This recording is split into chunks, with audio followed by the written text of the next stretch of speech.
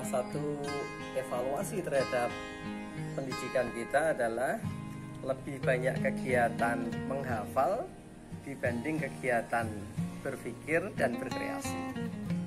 Ayo kita coba belajar bagaimana ya mendesain rencana pembelajaran yang lebih memungkinkan anak-anak belajar berpikir lebih tinggi lagi dan berkreasi lebih banyak. Mari.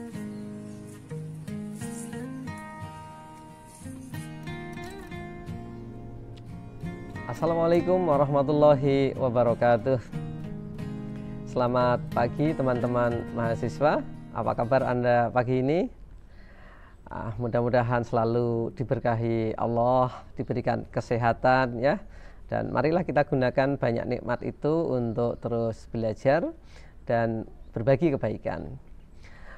Pagi ini mari kita sama-sama belajar bagaimana merencanakan pembelajaran yang lebih memungkinkan anak didik belajar berpikir lebih tinggi lagi dan berkreasi lebih banyak.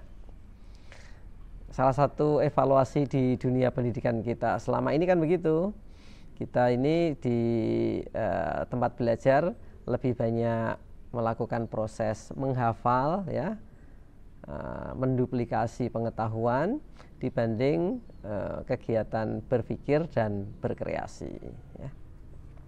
Nah, kalau dalam teori yang dikemukakan oleh Benjamin S. Bloom, ini sebetulnya bukan teori baru karena buku ini ditulis pada tahun 1956 ya. Itu dikatakan bahwa kemampuan berpikir itu dikelompokkan menjadi dua, yaitu kemampuan berpikir tingkat bawah dan kemampuan berpikir tingkat tinggi. Yang kemampuan berpikir tingkat bawah itu adalah kemampuan mengingat, kemampuan memahami dan mengaplikasikan. Tiga kemampuan ini sering disebut sebagai kemampuan berpikir tingkat rendah atau disingkat LOT ya, Low Order Thinking Skill. Nah, kemampuan yang di atas itu adalah kemampuan melakukan analisa, kemampuan melakukan evaluasi, dan kemampuan berkreasi. Ya, ini disebut dengan kemampuan berpikir tingkat tinggi atau HOTS, ya, High Order Thinking Skill. Nah, marilah kita dalam melakukan pembelajaran jangan sering-sering nih ya berhenti hanya pada tingkat LOT. Karena kalau kita mengajar hanya sampai tingkat LOT, maka kemampuan yang terlatih pada anak-anak didik kita juga kemampuan berpikir tingkat rendah. Nah, kalau kita mengajar dengan pembiasaan berpikir yang lebih tinggi, maka anak didik kita juga akan terbiasa berpikir yang lebih tinggi lagi. Cita-cita dunia pendidikan kita di abad 21 ini kan begitu, menciptakan generasi yang memiliki kemampuan 4C ya, critical thinking ya, collaboration, communication, dan creativity. Anak-anak didik yang memiliki kemampuan berpikir kritis yang pertama itu. Nah, bagaimana mungkin anak didik kita memiliki kemampuan berpikir kritis kalau dalam proses pembelajaran di ruang-ruang kelas kita jarang kita tradisikan bagaimana menghadapi problem yang jawabannya itu tidak selalu ada di buku teks ya, tetapi jawabannya harus dimunculkan secara genuine ya, dari proses kita melihat fakta, menganalisa fakta ya, kemudian mengambil kesimpulan ya. Kita ambil contoh saja ini bagaimana mengembangkan pembelajaran yang lebih memungkinkan mendorong anak memiliki kemampuan berpikir lebih tinggi itu. Misalnya kita mengajar PKN ini di SMA kelas 10. Kita ambil salah satu kompetensi dasar yang ada dalam kurikulum 2013 tersebut. Misalnya kompetensi dasar yang kita ambil adalah menampilkan peran serta dalam upaya pencegahan korupsi di Indonesia. Nah, kalau kita mengajar dengan kompetensi dasar tersebut, maka apa yang kita lakukan? Nah, kita tentu harus melakukan proses ya, membreakdown ya, kompetensi dasar tersebut dalam beberapa tingkat berpikir. Tingkat berpikir yang pertama, ya, orang sering menyebutnya C1, C itu kognitif ya. Kognitif 1 adalah kemampuan dalam hal mengingat ya. Misalnya kompetensi dasar tersebut kita wujudkan dalam bentuk redaksi adalah siswa dapat menyebutkan beberapa pasal yang mengatur tentang sanksi pidana pada pelaku tindak pidana korupsi, maksudnya gitu. Nah, kalau kita mengajar hanya sampai tingkat di sini saja, maka ini tentu kemampuan berpikir yang paling bawah dalam teorinya Benjamin S. Bloom. Kita tingkatkan ke grade yang lebih tinggi lagi, yaitu kemampuan memahami. Misalnya, siswa dapat menjelaskan isi pokok undang-undang tindak pidana korupsi yang mengatur tentang hukuman atau sanksi bagi pelaku tindak pidana. Jadi kalau yang pertama tadi menyebutkan, yang kedua menjelaskan. Menyebutkan dengan menjelaskan itu kan tentu lebih sulit menjelaskan. Karena kalau menyebutkan itu hanya perlu mengingat, kalau menjelaskan itu ada proses berpikir. Lalu kita tingkatkan lagi pada tingkatan yang lebih tinggi, yaitu C3 ya, kognitif 3, yaitu aplikasi. Adalah kemampuan siswa bukan hanya sekedar mengingat atau memahami sebuah konsep, tapi kemampuan menerapkan apa yang diketahui tersebut dalam kehidupannya. Misalnya bagaimana kemampuan siswa dalam mengklasifikasikan bentuk-bentuk perilaku yang masuk kategori gratifikasi, yang masuk kategori korupsi dan sebagainya ya. Ini tentu kemampuan berpikir yang lebih tinggi karena mengklasifikasi itu bukan sekedar mengingat, bukan sekedar menjelaskan, tapi berpikir yang lebih detail dan rinci lagi gitu ya. Nah, 3 tingkatan tadi ternyata adalah tingkatan yang masuk kategori bawah ya, low order thinking skill. Nah, kita tingkatkan baru pada kategori berpikir yang lebih tinggi atau HOT ya, high order thinking skill, yaitu kemampuan menganalisa. Misalnya siswa dapat menganalisa apa ya yang menjadi sebab-sebab terjadinya korupsi di Indonesia, yang negara kita itu negara hukum ya, masyarakatnya juga masyarakat yang beragama, tapi mengapa tingkat korupsi itu termasuk kategori tinggi ini kata KPK gitu ya. Oke. Lalu kita tingkatkan lagi pada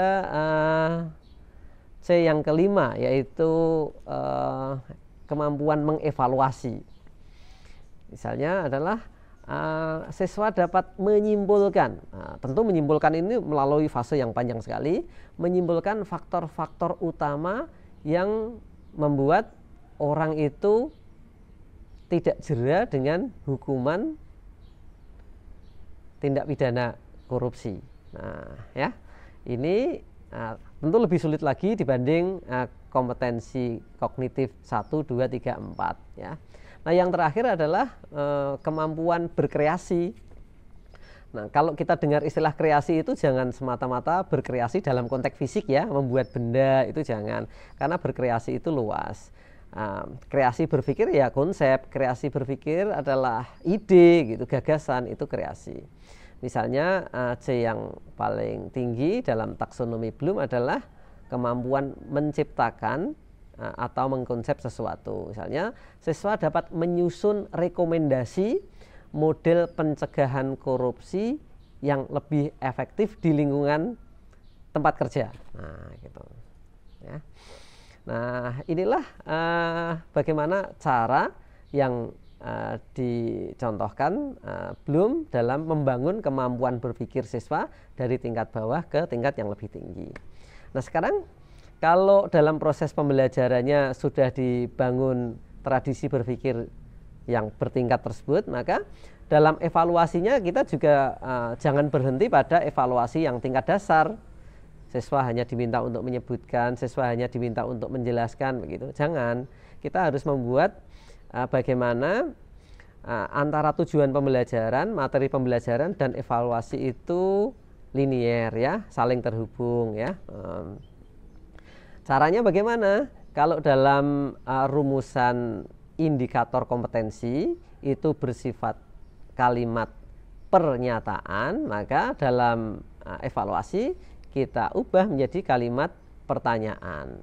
Misalnya tadi C1-nya adalah siswa dapat menyebutkan beberapa pasal yang mengatur tindak pidana korupsi, maka pertanyaannya adalah sebutkan beberapa pasal dalam undang-undang yang mengatur tentang sanksi tindak pidana korupsi gitu. Lalu pada C2, kalau tadi kompetensi dasarnya kita rinci dalam indikator kompetensi menjadi menjelaskan isi pokok undang-undang tindak pidana korupsi, maka pernyataannya diganti menjadi kalimat pertanyaan ya. Sebutkanlah dan jelaskan isi pokok undang-undang tindak pidana korupsi begitu. Sampai yang paling atas yaitu C6. Kalau dalam rumusan indikator kompetensinya, siswa dapat menyusun rekomendasi model pencegahan korupsi yang efektif di tempat kerja. Diganti menjadi susunlah ya sebuah rekomendasi tentang model pencegahan korupsi yang lebih efektif di tempat kerja begitu. Nah, ya. Jadi rumusnya sederhana, mengubah kalimat pernyataan menjadi kalimat pertanyaan dalam menyusun evaluasi. Nah, kita harus ingat bahwa dalam kurikulum itu kan yang disediakan hanya kompetensi inti dan kompetensi dasar.